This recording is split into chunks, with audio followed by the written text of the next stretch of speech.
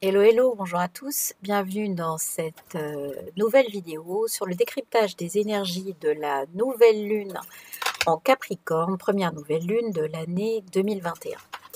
Alors avant de pouvoir directement traiter cette première nouvelle lune qui, comme toutes les premières nouvelles lunes de chaque année, va implémenter un certain nombre d'énergies dans toute l'année qu'on va devoir traiter les unes après les autres.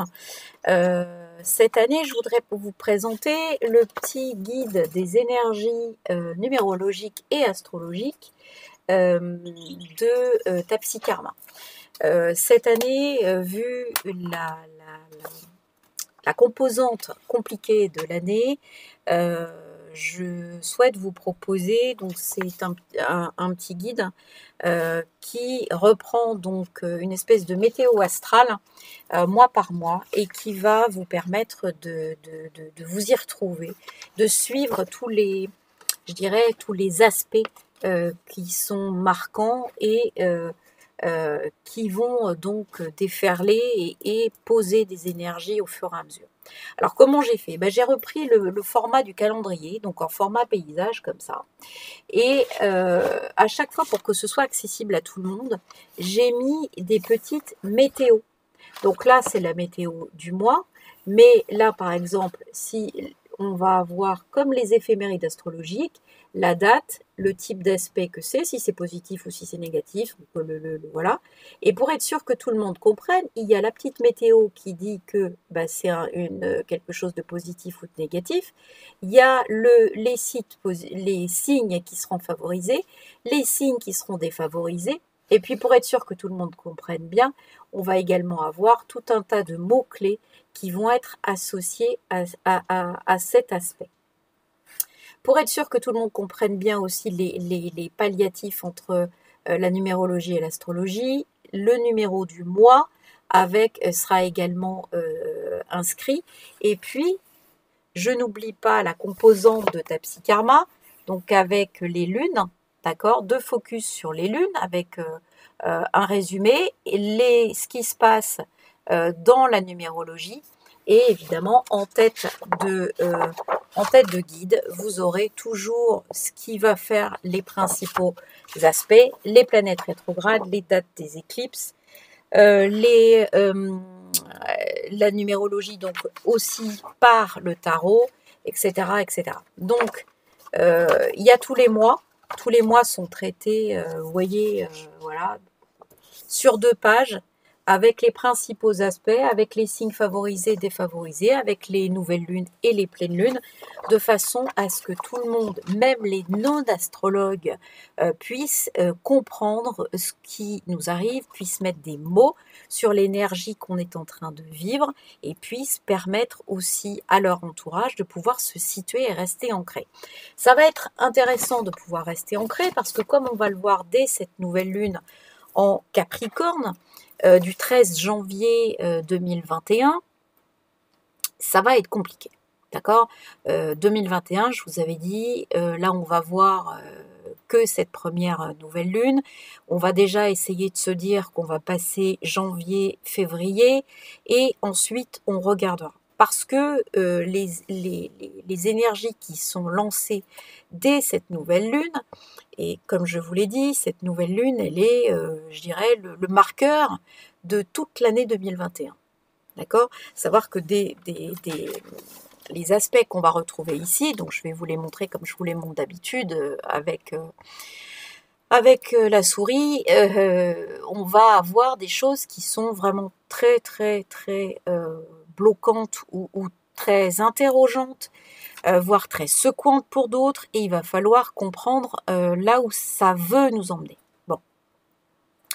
Donc cette première nouvelle lune, c'est une nouvelle lune en Capricorne, pas de souci, 5h01 temps de Greenwich, et elle se situe à 23 degrés 13 minutes du Capricorne. Donc 23 degrés 13 minutes du Capricorne, c'est ici. elle est également pour l'Europe, globalement, l'ascendant à 9 degrés 32 minutes Sagittaire nous montre qu'il s'agit et qu'il s'agira dans toute l'année, je dirais, de tendance plutôt jupitérienne. Ici, ça peut marquer quelque chose qui a trait au niveau de l'Europe en tout cas, à l'étranger, hein, et qui va également avoir ses dominantes jupitériennes d'autorité, de législation, d'État et d'économie. Si on regarde en premier lieu, vous savez que moi je traite beaucoup les choses, que ce soit pour, je dirais, les humains ou que ce soit pour les nouvelles lunes. J'aime bien regarder les degrés sabiens. Donc on va regarder les degrés sabiens de cette nouvelle lune qui a 23 degrés 13 milieu du Capricorne. Donc on prend le 24e degré. Quand on dépasse le degré, évidemment, on prend le degré qui est indiqué.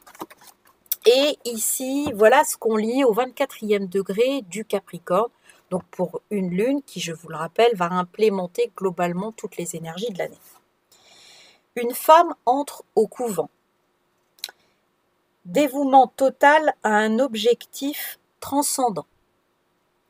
Le couvent est un lieu offert par une communauté croyant en la possibilité de parvenir à un état de conscience transcendant le monde. C'est un lieu ouvert à des personnes susceptibles de répondre à des motivations diverses. Pour certains, c'est une fuite devant les contraintes intolérables que leur imposent la famille et la société. Pour d'autres, c'est la possibilité de poursuivre en paix un idéal spirituel auquel tout l'être aspire et se dévoue pleinement. Le point important en cette phase de l'enchaînement cyclique est que l'existence d'un couvent exprime un autre aspect de la relation entre la société, sa religion et sa culture, et l'individu. Dans le symbole précédent, donc ça veut dire le degré d'avant, la société récompensait l'individu pour une action noble effectuée à son service. Ici, la société accepte le fait qu'il existe par-delà ces stéréotypes un autre style de vie qui, en un sens supérieur, a aussi une valeur sociale. Dans l'antique société hindoue, dominée par un système de caste rigide, l'idéal qu'incarnait le sannyasi, c'est-à-dire le saint errant ou le yogi dans son ermitage loin de tout esprit de caste, apparaissait comme le couronnement de l'évolution sociale. Nous découvrons ici le caractère paradoxal de la dynamique sociale au plus fort de son action. Ce paradoxe découle du fait que la nature humaine contient en semence la possibilité de venir à bout d'elle-même en se dépassant grâce à des actes de complet renoncement et d'abandon à une loi ou qualité d'être supérieure. Toutes les techniques spirituelles sont en vérité paradoxales. Une discipline rigide est la condition d'une pure liberté intérieure. L'objectif final est de parvenir à une grande sérénité. Alors si je traduis un petit peu ce que je viens de lire, de ma perception, ici on va parler de foi pour cette année. C'est-à-dire que on nous demande, le couvent évidemment est une institution, est un bâtiment religieux dans lequel finalement il y a une espèce de protection. D'accord ? Et cette protection, elle vous enferme également. Il y a la notion qui est intéressante dans ce couvent, qui est la notion d'enfermement et qui finalement permet également une liberté, une libération grâce à la foi, parce que la foi va permettre de comprendre pourquoi on est là. Donc c'est intéressant de voir que cette histoire de dévouement total à un objectif transcendant, comme le dit le degré, va s'adresser au plan collectif. D'accord ? C'est-à-dire que ici, il est clairement demandé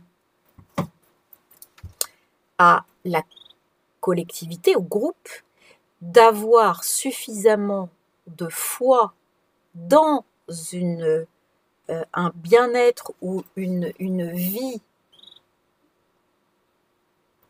autre, d'accord, même si celle-ci n'est pas encore là. Donc, il y a une transcendance de la composante matérielle qui est donc demandée au-delà même des contraintes qu'elle vient amener. D'accord? Je vous rappelle, le couvent, c'est quand même la notion d'enfermement, puisqu'il y avait cette histoire d'enfermer les jeunes filles qui n'étaient pas volontaires à être proactives dans le système, notamment au niveau de la royauté, etc. etc. Donc le couvent avait aussi et surtout une connotation d'enfermement et même de prison pour certains. Par contre, c'est ce qu'on voit pour d'autres, le couvent, avec une valeur de foi, avait aussi une composante de transcendance de ce qui était vécu au quotidien. C'est ça que je veux vous dire.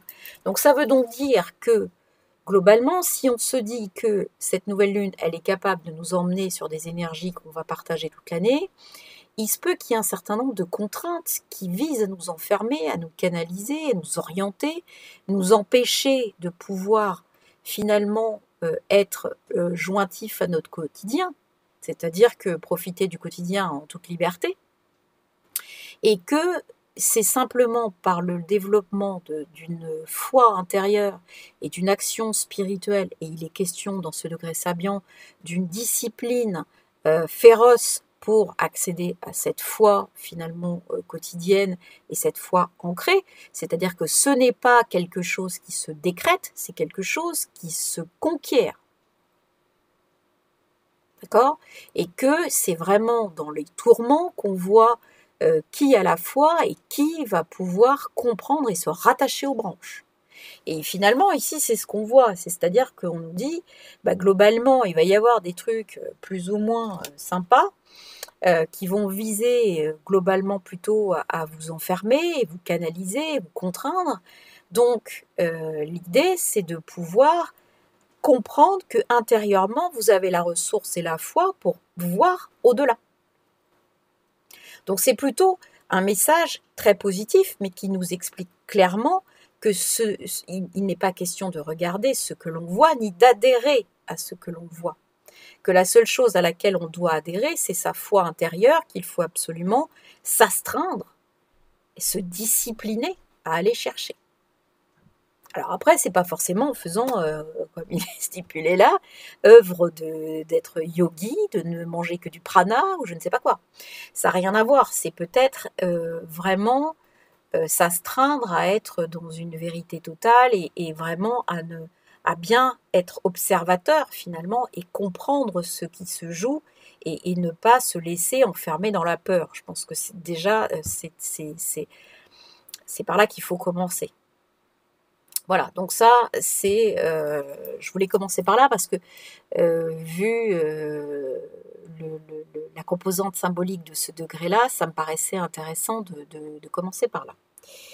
Alors, cette nouvelle lune en Capricorne, donc une nouvelle lune en Capricorne, elle vient toujours parler de ce qui doit être, je dirais, construit, de ce qui est politique, de ce qui est stratégique, de ce qui est aussi, de ce qui contraint l'émotion. Hein. Il n'y a pas d'émotion dans une lune qui est en Capricorne. Elle est refoulée, elle est sur la réserve, elle est observée, elle est froide.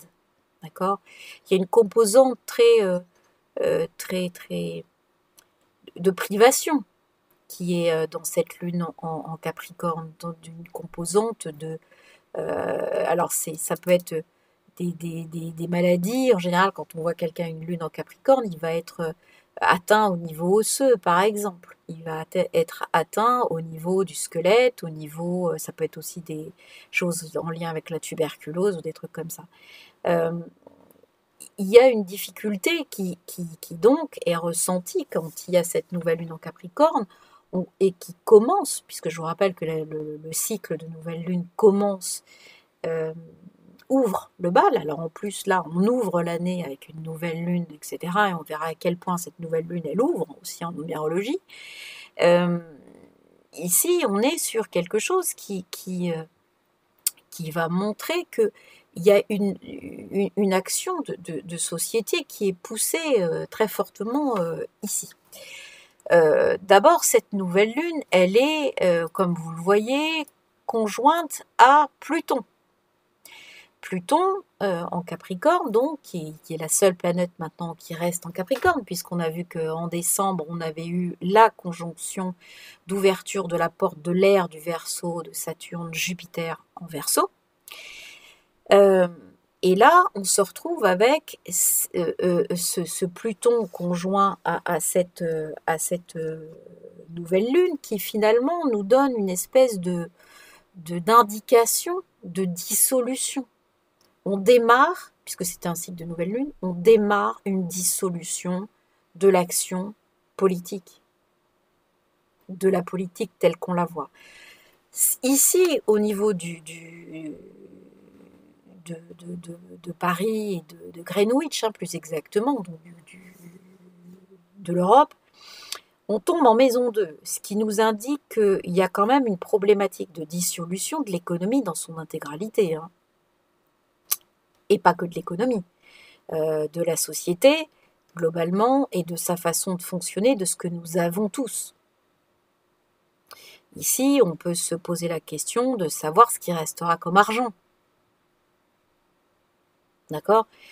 C'est en tout cas une action, c'est une fin de dissolution. On a vu que Pluton, dans ses conjonctions avec Saturne, avec Jupiter, etc., et avec Mars, avait petit à petit fragilisé, avait petit à petit mis des brèches un petit peu partout. On l'a vu dans les sociétés, dans les politiques, dans les façons, dans le vivre ensemble, entre guillemets, ce qui est, voilà, c'est la conception avec Saturne qui a été la distanciation sociale, ce qu'on appelle distanciation sociale, enfin, c'est une aberration. Ici, il y a ce phénomène de dissolution de ce que nous avons, des biens que nous pouvons posséder. Donc ça veut dire que globalement, une problématique au niveau du travail, une problématique au niveau bancaire, la maison 2 est reliée au taureau, on va le voir, Mars rentre simultanément en taureau. Donc Mars en taureau est en exil, je vous rappelle que le taureau c'est le signe de Vénus, donc Mars a aucune raison d'être correctement bien situé en taureau. D'autant qu'il va y rejoindre Uranus conjoint Lune noire. Ce qui va augmenter les peurs et de rendre ces peurs extrêmes. D'accord ? Avec l'angoisse générée par Mars en taureau qui n'est pas du tout à l'aise. Ici, cette nouvelle lune armée de Pluton est également une espèce d'indication militaire. Ici, on voit que toute cette amas-là, juste avant le fin Capricorne et début Verseau, va être en carré, d'accord, avec ici ce dont je viens de vous parler, c'est-à-dire Uranus, Mars et Lune noire. Donc ici, il y a c'est un carré de tension. Carré de tension extrême entre des planètes qui sont, donc il y a les deux luminaires qui allument la mèche, d'accord, et il y a Mars qui représente, Soleil-Mars, c'est toujours une extrême tension envers l'autorité, c'est de la rébellion. Alors quand Mars est en plus joint à Uranus, en taureau, on peut se dire qu'on peut avoir une problématique bancaire forte, on peut avoir des gens dans la rue, avec le 5, eh bien, ça concerne également ici la sphère des loisirs. Donc on peut penser au théâtre, on peut penser au spectacle, on peut penser à ce genre de système, plus la banque, qui commence à donner des signes de fatigue, de faiblesse et d'énervement.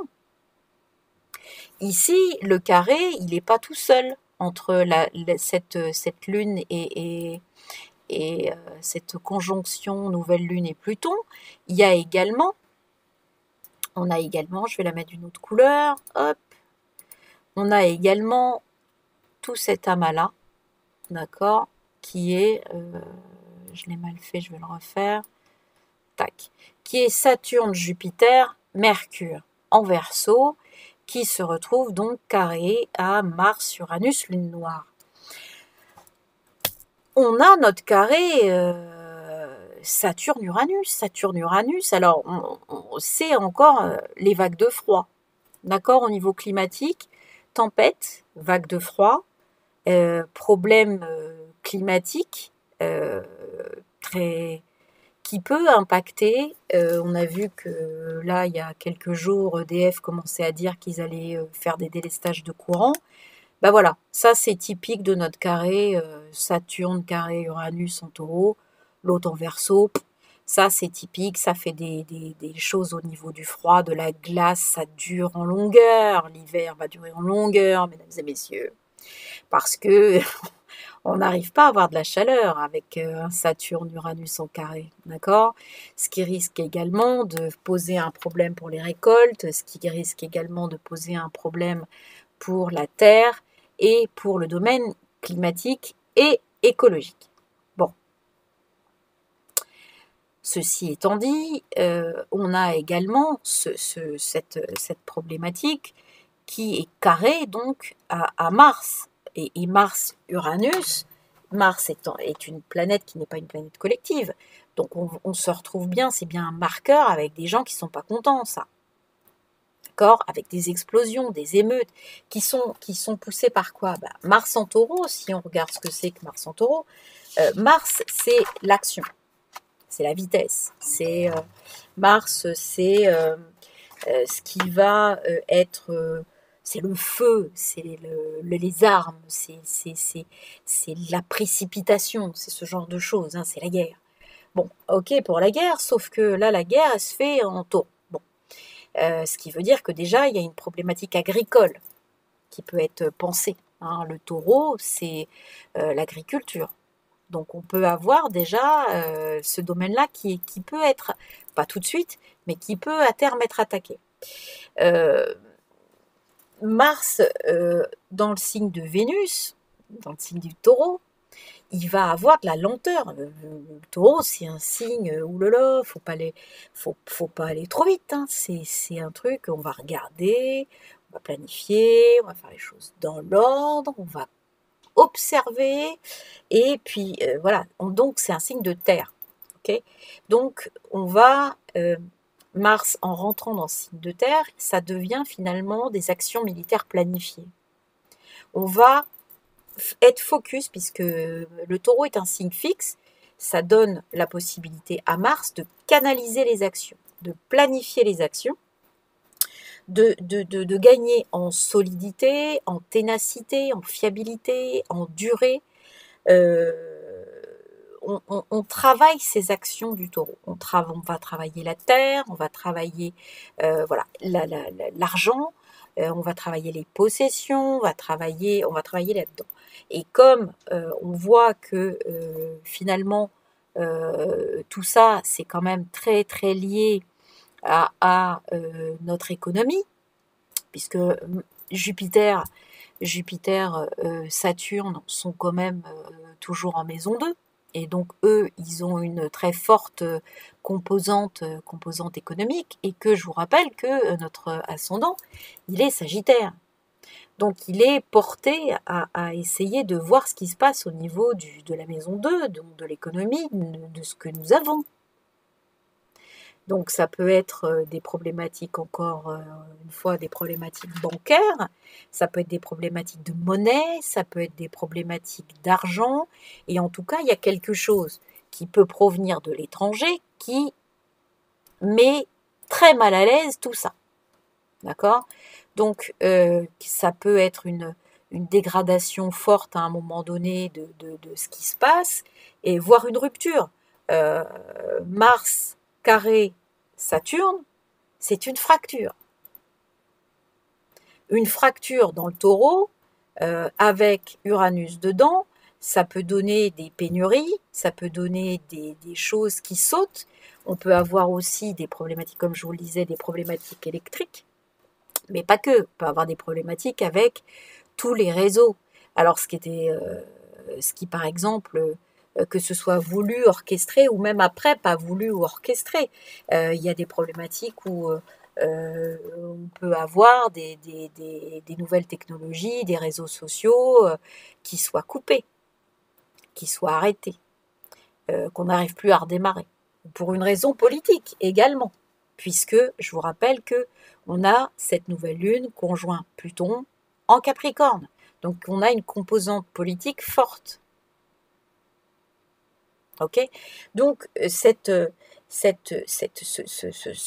Mars qui rentre en Taureau, qui amène une action solide, une action dans la durée, une action très canalisée, on va dire, elle n'empêchera pas les explosions de colère qui peuvent en sortir avec un Mars conjoint Uranus en Taureau.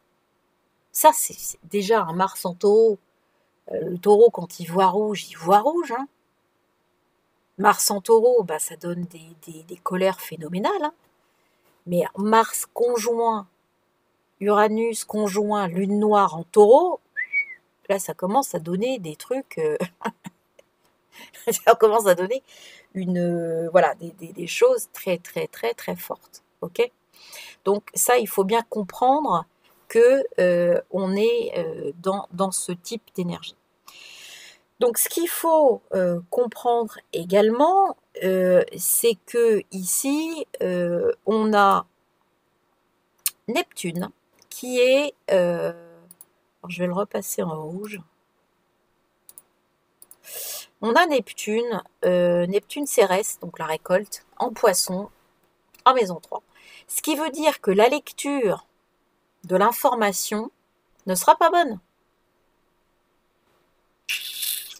Vous allez avoir une problématique de lecture de la réalité, puisqu'on voit qu'il y a cette histoire de nouvelle lune conjoint Pluton politique, qui donc a une facilité à dissimuler l'information, à communiquer ce qu'elle veut.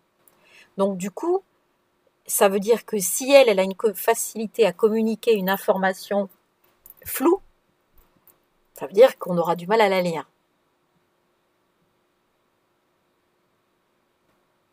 Donc ça veut dire qu'il faut vraiment rester sur notre foi, donc notre foi personnelle, donc avec Jupiter qui est là, pour arriver à la guérison avec Chiron qui est là.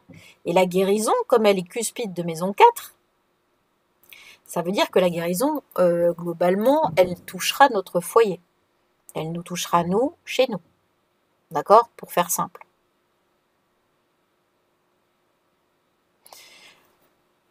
Ici, Mercure en Verseau. Alors, Mercure en Verseau, c'est le symbole c'est le petit Uranus. Hein. Mercure en Verseau, c'est la planète des astrologues, c'est les gens qui aiment les nouvelles technologies, qui comprennent cette facilité à usiter les nouvelles technologies pour communiquer. Et donc ça, c'est bien relié à cette composante-là. Donc il y a des gens qui se réveillent, entre guillemets. Il y a des gens qui d'un seul coup comprennent ce qui se passe avec l'économie. D'accord ? Là, on est sur des gens qui finissent par comprendre que là, ben, il y a un truc. Hein. Ok ? Là, le Mercure, il est là pour traduire ce que la conjonction Jupiter-Saturne met en place et traduire le fait que ici, ça grogne. Ok ? Donc on comprend là d'un seul coup, les gens comprennent que là, on est en train de nous le faire à l'envers. D'accord ? C'est ça que ça veut dire. Hein. Là, il y a des gens qui, grâce à ce Mercure en Verseau, Uranus, c'est la pleine conscience. Mercure en Verseau, c'est le début de la pleine conscience. D'accord ? C'est-à-dire qu'on va commencer à être un peu aware. Donc, du coup, on n'a pas besoin, vous voyez bien, il n'est pas relié du tout à Neptune. On n'a pas besoin, à la maison 3. C'est Mercure et la maison 3, par son analogie au signe des Gémeaux. Et d'ailleurs, le nœud nord, lui, il est toujours en Gémeaux et en maison 7. Maison 7, c'est les contrats, les ennemis. Ça peut être des très grands ennemis en maison 7.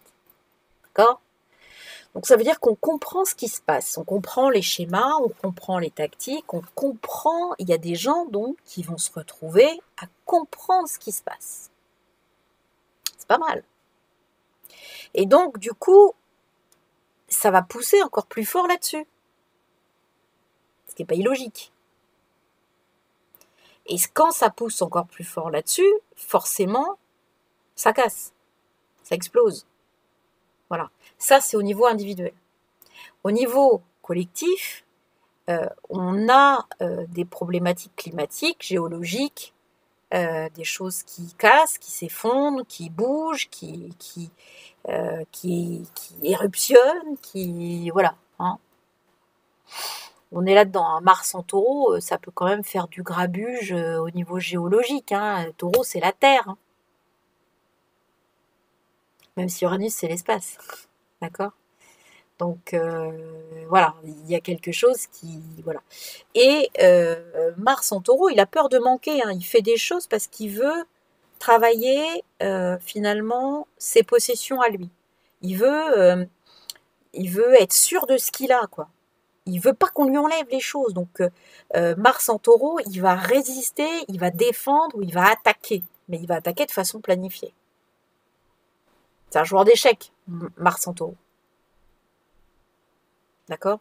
C'est-à-dire qu'il va prendre son temps, mais il va avoir 15 coups d'avance sur vous. Parce qu'il veut être sûr de gagner. Et s'il veut être sûr de gagner, il aura tout fait dans tous les sens pour être sûr de gagner. Ok ? Mais il a peur de manquer. Pourquoi il fait ça ? Parce qu'il a peur de manquer. Donc la proximité aussi avec la lune noire évoque le fait qu'il a peur de manquer. Pourtant, il va y avoir des possibilités quand on comprend les choses.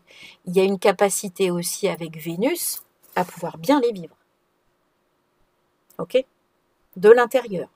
Toujours cette foi, cette fidélité à une conscience supérieure, à pouvoir vraiment, parce que là, ils sont tous dans le taureau, ok ? Et ils sont trigones à la planète maîtresse de ça. Donc, il y a quand même un bon aspect. Ok ? Donc, c'est quand même positif si on va chercher la conscience de soi et qu'on va chercher ce qui est finalement juste, puisque la balance est en maison 10. Ok ? Donc voilà. Au niveau, je regarde si j'ai rien oublié. Au niveau de la numéro, on est sur une nouvelle lune qui est le 13 janvier 2021. Si vous faites 13 plus 1 plus 2021, vous obtenez 4 plus 1 plus 5. Ce qui vous donne 10. Et donc 1. Le 10 est intéressant. Parce que le 10, il vous explique que vous passez au 1-0. C'est-à-dire, c'est comme la roue de fortune, vous allez passer au cycle du dessus. Dans le tarot, par exemple, vous le voyez très bien. Vous avez de 1 à 9, vous avez au départ le battleur, puis jusqu'à l'ermite, qui est un premier cycle, finalement, dans le tarot, qui va correspondre finalement au cycle matériel de notre réalité concrète. Dès lors que vous allez aller sur la roue de fortune, le 10 vous montre que, bouf, ça bascule, qu'il y a des hauts et des bas. Et donc là, mais ça va très vite. Et donc ici, l'idée de cette lune, c'est qu'elle occasionne une bascule. D'accord ? Quelque chose qui va vite et qui change la donne. Donc qui initie, puisque 1 plus 0 égale 1, qui initie réellement un nouveau cycle. Quelque chose de nouveau. Alors, c'est pas un mois anodin, janvier 2021, parce qu'on est quand même tributaire de ce qui va, on va pas se mentir, on est quand même très tributaire de savoir ce qui va se passer ou ce qui peut se passer aux États-Unis, et que pour moi, les choses, quand je vois un thème comme ça, sachant qu'en plus les États-Unis sont un dominant de Gémeaux et qu'on voit que le signe du Gémeaux est en maison 7, je ne suis pas persuadée que ce soit terminé l'histoire. Pas persuadée du tout. Donc, et ici, ça peut donner, ça ne donne pas des aspects de calme, hein. Que ce soit chez nous ou venant de l'étranger. Donc on va pouvoir se poser la question de savoir finalement comment est-ce que dans ces 2 prochains mois, on va voir les énergies se stabiliser. D'accord ? Toujours est-il que on ne voit pas beaucoup de problématiques, je dirais, de maladies pour l'instant. Ce qu'on voit plutôt, si on regarde, ici, c'est une problématique ici de signes interceptés entre justement le Verseau qui nous sert de base à l'économie et le Lion qui va nous servir justement de lien avec le Soleil et la nouvelle Lune au niveau de la politique. Ici, donc, le politique et l'économie, finalement, c'est-à-dire l'argent et l'individu, ne sont pas traités au bon niveau. L'axe intercepté est un significateur karmique qui invite à se pencher largement dessus pour dire qu'il y a un problème grave situé dans ce domaine-là, c'est-à-dire qu'on ne traite pas les choses correctement. Ici, donc, le fait que le Soleil, finalement, soit maître de la maison 8, de cette nouvelle lune, peut nous montrer que c'est peut-être même plus des problématiques de maladie avec lesquelles on va jouer, mais des problématiques de mortalité. Ici, on voit ce qui vient également dire ça, c'est que on a l'astéroïde Karma qui est là, d'accord, en Vierge, en maison 9. Donc l'astéroïde Karma en Vierge, c'est une espèce de pesanteur au quotidien. Maison 9, ça veut dire que globalement, au niveau, c'est encore un truc qui vient de l'étranger. Il y a quelque chose qui vient de l'étranger ou qui nous est asséné au niveau d'un certain nombre de choses, de concepts abstraits, etc., etc. D'accord ? Donc, il y a la Vierge, ça peut être également la médecine, ça peut être le personnel soignant, ça peut être tout ça. Donc, on peut avoir une problématique qui est liée à ce domaine médical, mais qui n'est plus exprimée en termes de maladie, d'accord ? Puisqu'ici, la maison 6 de l'hôpital, elle est toute petite, que la maison 12, mais plutôt, je dirais, en termes de mortalité. On verra, hein. Mais je pense qu'il faudrait pas perdre cette réflexion de vue, parce que je pense que ça peut être comme ça que c'est vu maintenant. Alors c'est pas pour autant que c'est vrai, hein, c'est indiqué, regardez, c'est pas pour autant que c'est vrai tout ça, parce que je recommence, cet axe intercepté, d'accord, c'est-à-dire qu'il n'y a pas de pointe de maison dedans, il signale un problème de traitement énergétique, de flou volontaire et un problème de traitement qui n'est pas correct. Donc ça se transforme en karma collectif. Karma collectif, il n'est pas loin, hein, il est juste à côté. Et il est en train d'être alimenté par le milieu médical et les études plus ou moins, comme il est rétrograde, plus ou moins valables.